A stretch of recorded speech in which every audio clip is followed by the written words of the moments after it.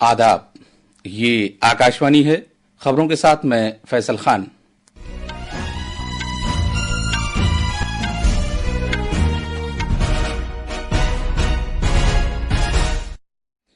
Parliament के दोनों ऐवानों की कार्रवाई मुख्तलिफ मामलात पर अपोजिशन पार्टियों की जानिब से शोरगुल के दरमियान कल तक के लिए मुलतवी कर दी गई है।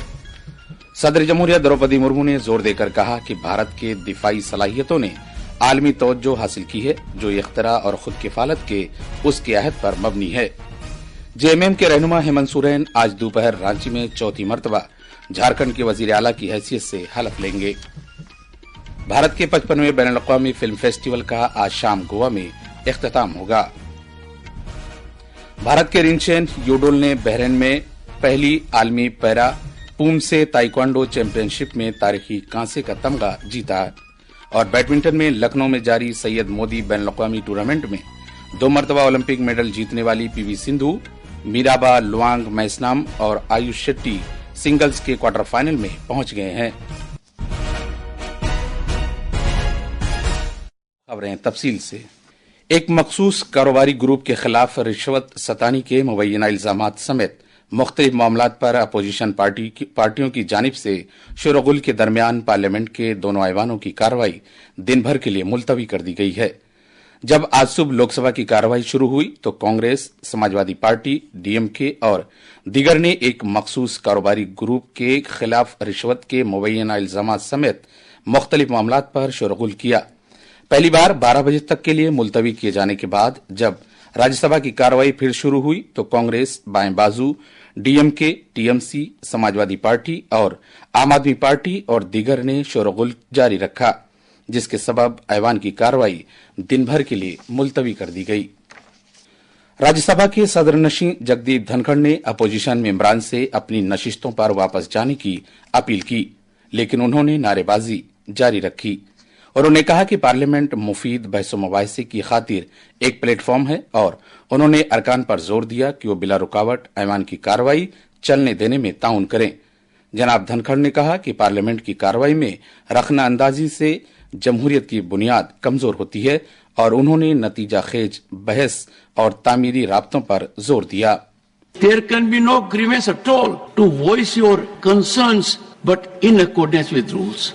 If we start having a practice my way or no way, that is not only not democratic, that will pose a great challenge to the very existence of this sacred theatre. I have no doubt any deviation from the rules is virtually sacrileging this temple. Lok Sabha की कार्रवाई पहली मर्तबा दिन में 12 बजे तक के लिए मुलतवी किए जाने के बाद जब दोबारा शुरू हुई तो अपोजिशन के अरकान मुख्तलिफ मामलात पर नारेबाजी करते हुए ऐवान के वस्त में आ गए। सदरनशी ने बार बार ऐवान की कार्रवाई चलने देने की अपील की, लेकिन उन्होंने अपना एहतजाज जारी रखा। इसके सबब ऐवान की कार्रवाई दिन भर के लिए मुलतवी कर दी गई। पार्लियामानी उमूर के वजीर किरण रिजिजू ने ऐवान में अपोजिशन के तर्ज अमल की मजम्मत की है। जनाब रिजिजू ने कहा कि कांग्रेस और दीगर अपोजिशन के मेंबरान गैर जरूरी तौर पर शोरगुल कर रहे हैं और नए मेंबरान को अपने नजरियात पेश नहीं करने दे रहे हैं। हर एक बिल को उचित समय देकर के चर्चा करने का भी हम लोगों ने आग्रह किया और एक्सेप्ट भी किया। उसके बाद बाकी मुद्दे जो आने वाले हैं उसके लिए भी चर्चा का अलग अलग नियम बनाया हुआ है और अपना ही बनाया हुआ रूल को तोड़ करके कांग्रेस पार्टी और साथियों ने ये हंगामा करने का जो कोशिश किया है, मैं इसका निंदा करता हूं।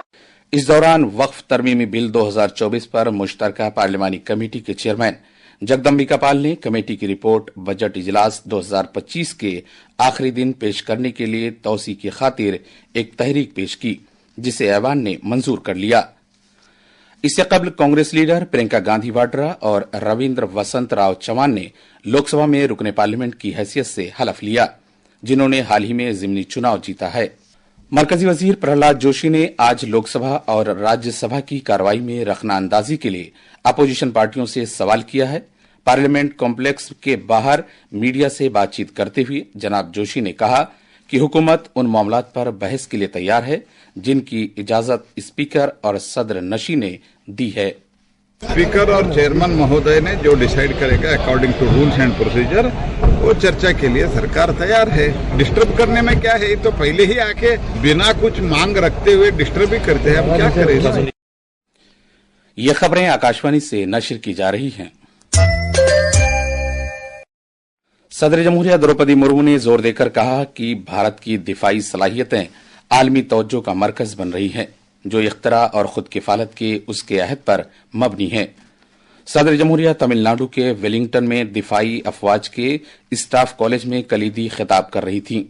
आलमी दिफाई सलाहियत में भारत के बढ़ते असर रसूख को उजागर करते हुए उन्होंने मुसल्लह अफवाज में खवातीन की मौजूदगी की सताइश की।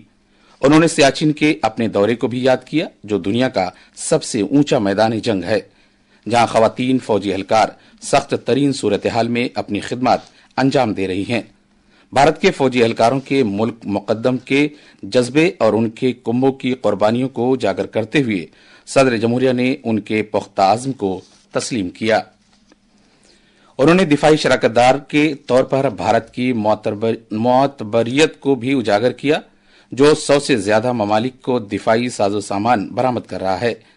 इससे कबल सदर जमहूरिया द्रौपदी मुर्मू ने दिफाई अफवाज स्टाफ कॉलेज मेमोरियल में गुलह अकीदत नजर किए और तरबियत हासिल करने वाले एहलकारों से बातचीत की। झारखंड मुक्ति मोर्चा के रहनुमा हेमंत सोरेन आज झारखंड के वजीर आला की हैसियत से हलफ लेंगे। वो चौथी मरतबा झारखंड के वजीर आला का हलफ लेंगे। गवर्नर संतोष कुमार गंगवार सुबह 4 बजे रांची में मोहरबाबादी मैदान में मुनक्किदा एक तकरीब में जनाब सोरेन को ओहदे और राजदारी का हलफ दिलाएंगे। कांग्रेस सदर मल्लिकार्जुन खड़गे, लोकसभा में अपोजिशन रहनुमा राहुल गांधी, मगरबी बंगाल की वजीर आला ममता बनर्जी और दिल्ली के साबिक वजीर आला अरविंद केजरीवाल हलफ बर्दारी की तकरीब में शामिल होंगे। यूपी के साबिक वजीर आला अखिलेश यादव और आरजेडी के सीनियर लीडर तेजस्वी प्रसाद यादव भी इसमें शिरकत करेंगे। हमारे नमानिगार ने खबर दी है कि हलफ बर्दारी की तकरीब के लिए वसीता इंतजाम किए गए हैं। ट्रैफिक की भीड़भाड़ के मद्देनजर आज रांची में सभी स्कूल बंद हैं। कॉमर्स और सनत के मरकजी वजीर पीयूष गोयल ने कहा है कि सभी शोबों में भारत की तरक्की से अब बैनुल-अक़वामी कॉमर्स, रिसर्च और सरमायाकारी के लिए पुरकशिश माहौल पैदा हुआ है। आज सुबह नई दिल्ली में एक प्रेस कॉन्फ्रेंस से खिताब करते हुए जनाब गोयल ने इस बात को उजागर किया कि डिजिटल इंडिया मुहिम ने भारत को एक डेटा सेंटर के तौर पर पेश करते हुए मुल्क में इनकलाब पैदा किया है। हमने डिजिटल इंडिया लॉन्च किया, लोगों तक ब्रॉडबैंड या इंटरनेट कनेक्टिविटी पहुंचाई, लोगों के पास स्मार्टफोन उपलब्ध होने लगे, यहां तक कि अब 93 करोड़ यूजर्स इंटरनेट के साथ भारत में जुड़े हुए। शायद ही कोई परिवार होगा जिसके पास आज कम से कम एक smartphone connected with the internet ना हो। 55वें बैनुल-अक़वामी भारतीय फिल्म फेस्टिवल का गोवा में आज शाम एक शानदार तकरीब के साथ इख्तिताम हो जाएगा। इस तकरीब में भारतीय सिनेमा के कुछ दरख्शां सितारे शिरकत करेंगे। मरकज के जेर इंतजाम इलाके लद्दाख के करगिल में बौद्ध खिरबू इलाके के पैरा एथलीट खिलाड़ी रिनचेन योडोल ने उस वक्त तारीख रकम की जब बहरीन के मनामा में खेली जा रही पहली आलमी पैरा पूमसे ताइक्वांडो चैंपियनशिप में उन्होंने कांसे का तमगा जीता। बैडमिंटन में ओलंपिक में 2 मरतबा तमगा जीतने वाली भारतीय खिलाड़ी पीवी सिंधु लखनऊ में जारी सैयद मोदी इंटरनेशनल टूर्नामेंट के खवातीन सिंगल जुमरे के क्वार्टर फाइनल में पहुंच गई हैं। सिंधु ने आज प्री क्वार्टर फाइनल में अपनी हमवतन ईरा शर्मा को हराया। आखिर में खास खबरें एक बार फिर।